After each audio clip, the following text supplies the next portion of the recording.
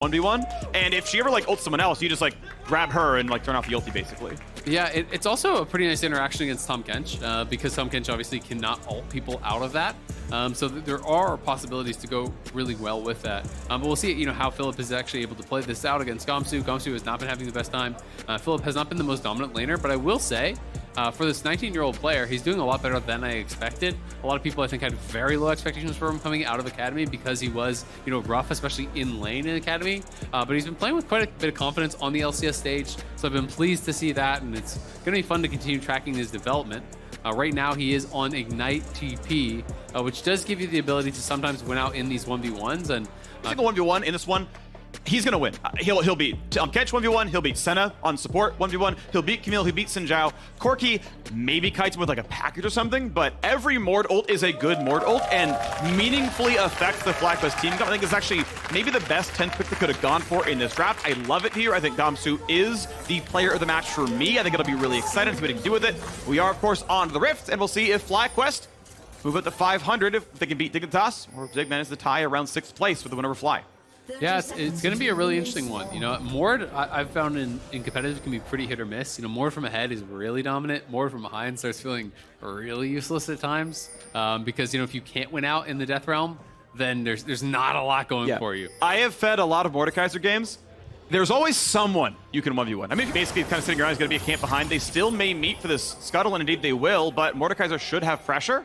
But there's still going to be a fight here. Smite is up for Jose. It's not for River. I'm surprised he even wanted to try. Tukui, yeah, I mean, this is always smited. I'm not sure what they're accomplishing. Is going to go jump in, get a slow, but River lost a ton of time. I understand covering top, but he's also just down 2 camps now.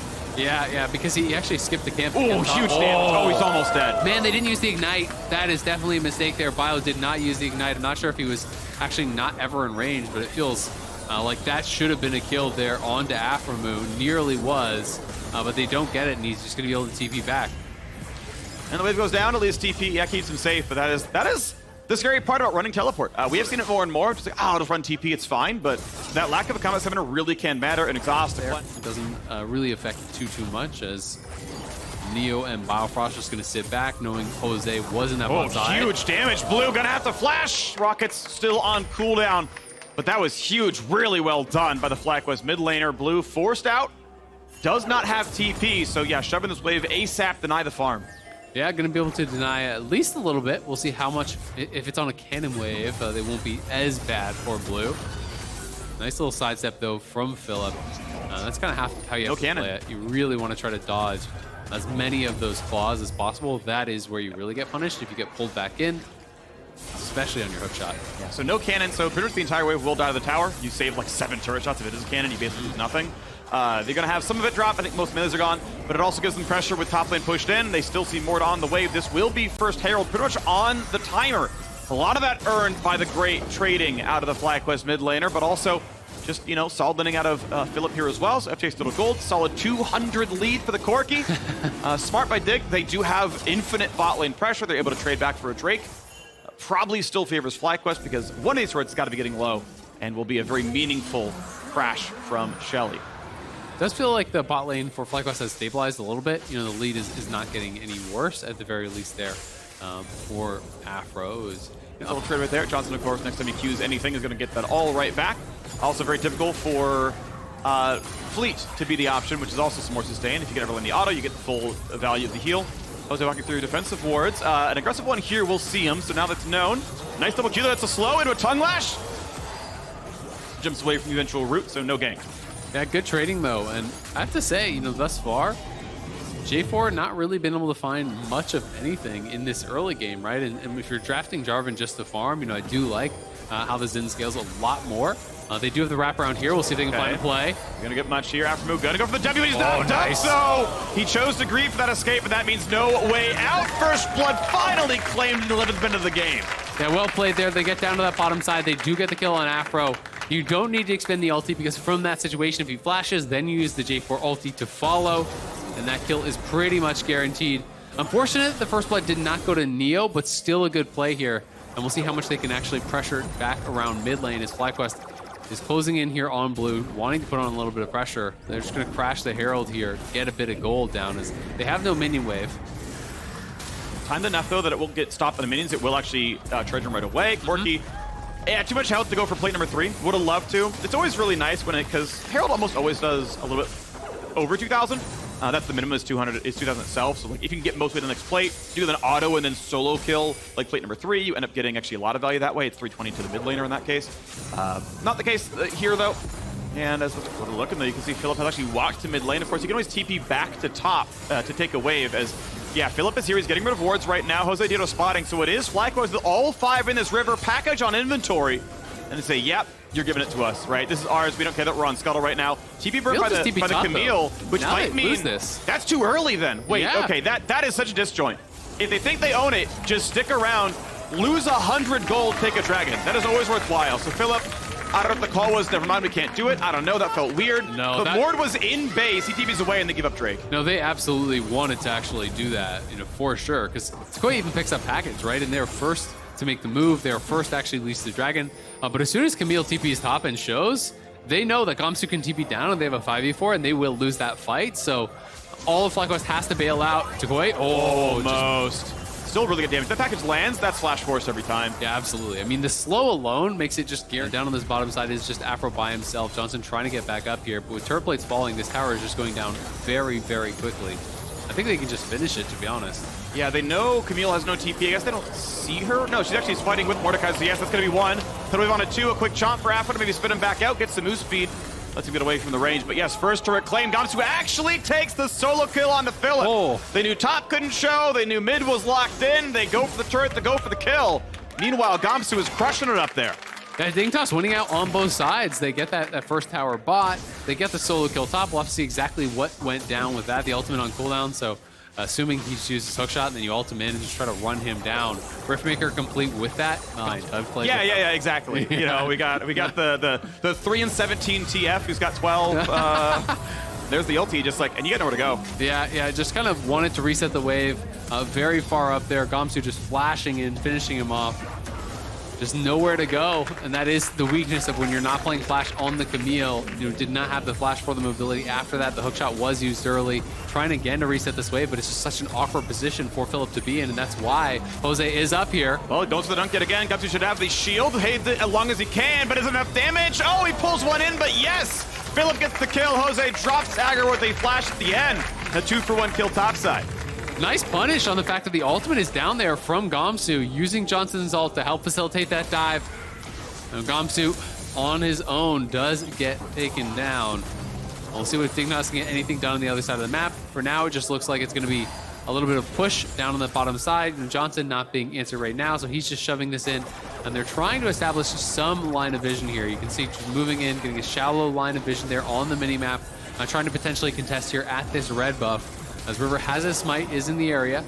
And if the red buff goes in, ooh, really close. Smite fight. I saw 92 health in that one, but it goes to JOSEDEODO.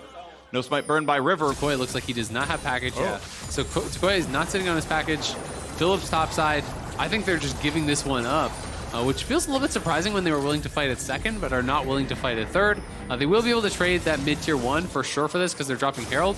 And maybe take away some camps on top side, maybe try to then move up towards that top lane tier 1 and try to get 2 towers for the trade. But that is sole point here at 19 minutes for Dig. Solo gold to the Corki though, plus 300 out of him now as we get to see the mid lane go in. Quick engage there in the front line. Ulti out of JOSEDEODO, still buying a lot of time there. In goes Jarvan, Victor stunned for a second, but now off move grabs him to safety.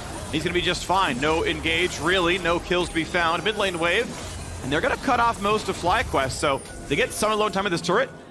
Philip, I mean, looking around the flank, but as long as Gamsu's holding ult, any flanker is immediately not threatening anymore. And that's going to be turret falling, so well done. Dignitas, they already got first turret earlier on. They get the Uncut to Drake, and they trade back the objective that FlyQuest tried to cross.